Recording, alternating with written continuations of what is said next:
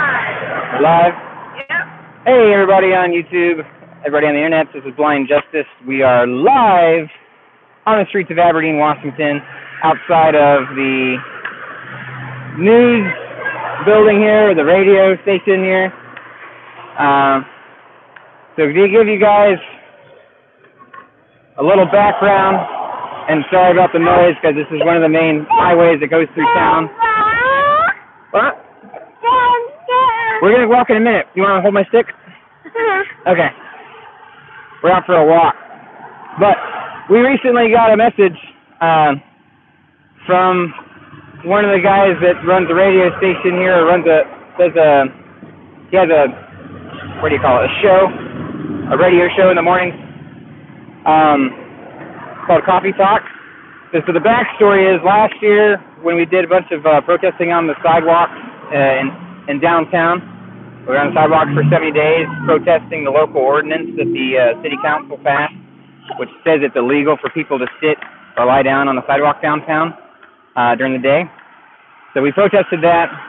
During that protest, and there was, some retaliation by local city officials, quote unquote officials, right, towards us, including erecting First Amendment zones at different events and things like that.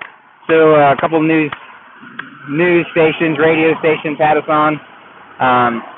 This being one of them, KBKW, and the first time he had me on, Doug, he got a little loud and angry about some stuff because he didn't seem to understand what our position was, what we were protesting, what we were wanting to accomplish. But then, at the end, after I think we got off the air, he calmed down and apologized and was like, hey, I get worked up sometimes, and then he invited me back. So I came back a handful of times, relatively like once a month or so. And again, this was none of this radio publicity, anything that we seek, like went out and sought out. We didn't ask for it, we were approached and asked if we would come on the radio, so we did.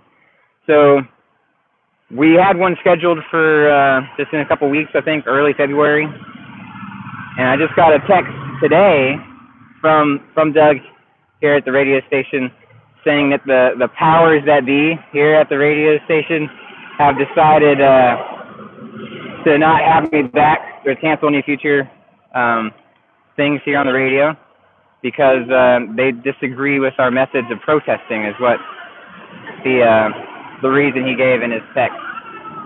So, again, they've had us up when we were protesting on the street and all these other things. We had videos. A lot of the videos on our channel are from last year, from during that protest period, right? So it's just recently when we started branching out to other municipalities and putting the camera on what they do at local government buildings, and the corruption is obvious, right? If anybody's watching, they can see, they can hear for themselves, and so it hasn't even really been a protest. Like this last few weeks, hasn't been a protest. It's just simply let's go in and check out what the local officials are doing or not doing, and if they're servicing the public or not servicing the public, and letting people decide for themselves. And so in retaliation of that, they call it a protest and say that, they don't want us on the radio, which is fine. It just highlights that the local, quote, news here, the fake news, the local radio station, isn't wanting to cover actual local news of local government corruption. So, the questions then come into mind like, well, who talked to who? Who's who in the area had a sit down or had a phone call with the powers that be at the local radio station saying, hey, don't give this guy any more airtime. He's making everybody look bad by putting a camera on us at our normal course of our duties. And this is, if you guys that are subs and everything that watch this channel and other channels that are similar in content and nature, this is nothing new, right? You guys are used to this stuff, where you see retaliation, where you see accusations that the camera person is making the story or just simply recording. No, we don't. It's not Puppet Master. I think one of the auditors I'm not the Puppet Master. I just turn on the camera and then people act the way they act. So if that's how they're acting towards the public, in their course of their official duties, then when a camera is running, how are they acting when a camera is not running, right? And so that's kind of, you know, what's going on here locally right now. Just wanted to give you guys that update. So don't expect to hear us on the radio anytime soon. If you're a local person, you tune in. But if you're interested, we can probably put links into this later when we get a chance to the previous Coffee Talk interviews, because they have them on the archive on their webpage, KBKW, here in Washington, in Aberdeen, Washington. But yeah, I'm sure we have all kinds of background noise, the baby and cars and stuff. So. Yeah, somebody said that it was funny that the radio station doesn't appreciate freedom of speech. Yeah.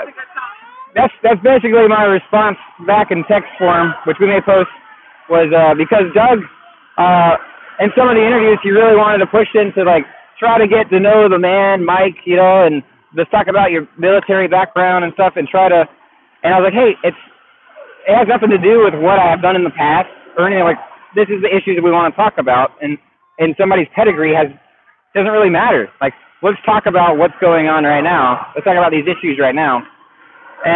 But he's a fire service guy, and so he was really big on that aspect. And so the last time I was on, I asked him about the Constitution, and I can't remember if we was on air or if it was during the break, but neither of us received any kind of class prior to enlisting and swearing an oath to the Constitution. We never received a class on the Constitution, right? Which I don't think ever happened today. I don't think it's happened.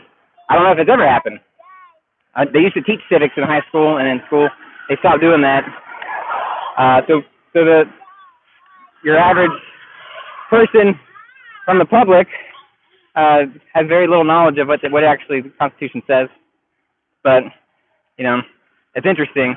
Freedom of speech and freedom of the press, right? So the press, they're free to print and broadcast whatever they want to broadcast. Sure, that's their choice. But the question is, why are they not wanting to cover local stories that highlight the local government's corruption, right? And the powers that be. So there's definitely some overlap in who's running the show, whether it be the radio show or the local, you know, carnival show at the city government, right? There's definitely some overlap. And so they try to hush any stories that highlight that, and they highlight that corruption. So, freedom of the press? This is the press. You're the press. You have a camera, you got a phone in your hand, you're the press. You can publish a story on the internet right now, live, just like we're doing. So, yeah, we can take a comment or two, and then we can get moving. Okay. Yeah. So just, yeah, peace and love. Again, we're on this radio, maybe talking about different issues that we were finding out locally, local corruption, local harassment, some local politics, you know, of them passing unconstitutional ordinances and whatnot, and then the protests in response to that. Yeah? All right, we're going to get going. Anyway, they said enough's enough. Quit telling everybody what's going on. It was okay when the audience was just a local audience, and now that we got a global audience, because of you guys, everybody's like, oh no, we're getting calls and emails, and people are saying, hey, stop being corrupt, and, you know. Yeah, go ahead. KBKW, yeah.